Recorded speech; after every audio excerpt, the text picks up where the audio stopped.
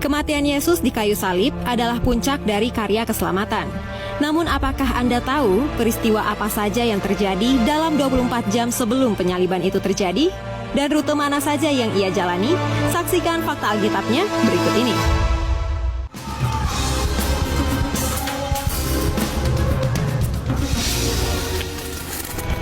Kitab-kitab Injil mencatat kisah penangkapan, penyaliban, dan kematian Yesus dengan lengkap. Meskipun tiap Injil memiliki ciri khas sendiri dalam menggambarkan beberapa peristiwa tersebut, namun keempatnya secara harmonis menulis kronologi dari akhir hidup Yesus di muka bumi. Perjamuan terakhir.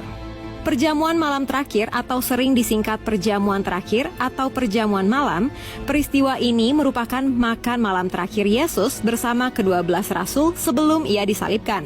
Peristiwa ini ditulis dalam Injil Matius 26 ayat 17-29, Markus 14 ayat 12-25, Lukas 22 ayat 7-38, dan Yohanes 13 ayat 1-38. Dalam perikop-perikop ini, Lembaga Alkitab Indonesia memberi tajuk Yesus makan Paskah dengan murid-muridnya. Perjamuan malam terjadi pada tanggal 14 Nisan atau 14 Abib dalam kalender Yahudi yang merupakan perayaan Paskah atau Pesak sesuai peraturan hukum Taurat dalam Keluaran 12 ayat 18. Perhitungan hari orang Yahudi dimulai dari matahari terbenam.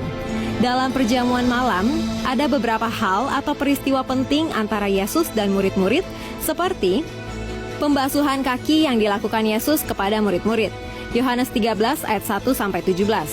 Penetapan sakramen perjamuan kudus yang hingga saat ini menjadi bagian sentral dalam banyak liturgi gereja-gereja. Markus 14 ayat 22-25.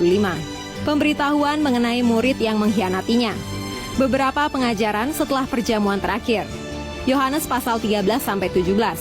Seperti perintah saling mengasihi, perihal rumah Bapa, janji penghibur, tentang pokok anggur yang benar, bertekun, pekerjaan penghibur, duka cita yang mendahului kemenangan dan doa Yesus untuk murid-murid.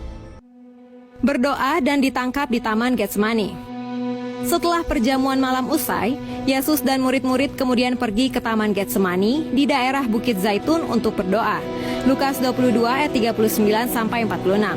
Ia lalu meminta Rasul Petrus, Yohanes, dan Yakobus untuk menemaninya dan meminta murid-murid yang lain untuk tetap berjaga dan berdoa. Di Taman Getsemani, Yesus berdoa hingga 3 kali. Matius 26 ayat 39, 42, dan 44.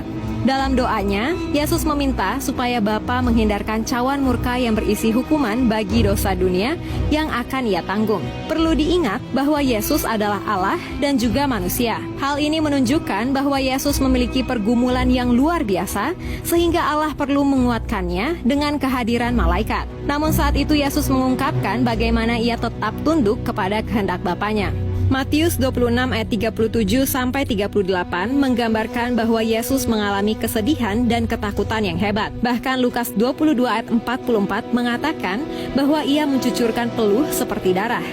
Dr. Lukas selaku penulis Injil Lukas tidak berimajinasi dalam ayat ini, melainkan ingin menyatakan bahwa gejala ini bisa terjadi di dunia medis yang dikenal dengan istilah hematidrosis, yaitu kondisi yang sangat jarang terjadi, di mana seseorang dapat mengeluarkan keringat darah dalam kondisi tekanan batin yang hebat. Dapat disimpulkan bahwa Yesus sangat takut bukan pada kematian atau penderitaan fisik yang akan menimpanya, melainkan karena murka Allah atas dosa manusia yang akan ia tanggung. Setelah Yesus berdoa, maka datanglah Yudas, si pengkhianat, membawa sekumpulan orang dan menunjuk Yesus dengan ciumannya. Orang yang bersama-sama dengan Yudas kemudian menangkap Yesus. Yesus diadili. Kitab-kitab Injil menuliskan ada 2 proses pengadilan yang berbeda yang dialami Yesus saat ditangkap, yakni pengadilan Yahudi dan pengadilan Romawi. Menurut hukum Yahudi, Yesus dituduh melakukan pelanggaran agama karena mengaku sebagai anak Allah, yang berarti menyamakan dirinya dengan Allah, dan ini merupakan penghujatan yang harus dihukum mati. Tercatat bahwa ada 3 kali pengadilan berdasarkan hukum Yahudi yang dilalui Yesus, yaitu di hadapan Imam Besar Hanas, di hadapan Imam Besar Kayafas, dan di hadapan Mahkamah Agama Sanhedrin. Di bawah pemerintahan Romawi, pengadilan Yahudi tidak berhak menjatuhkan hukuman mati.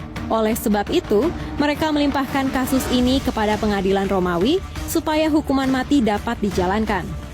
Dalam hal ini,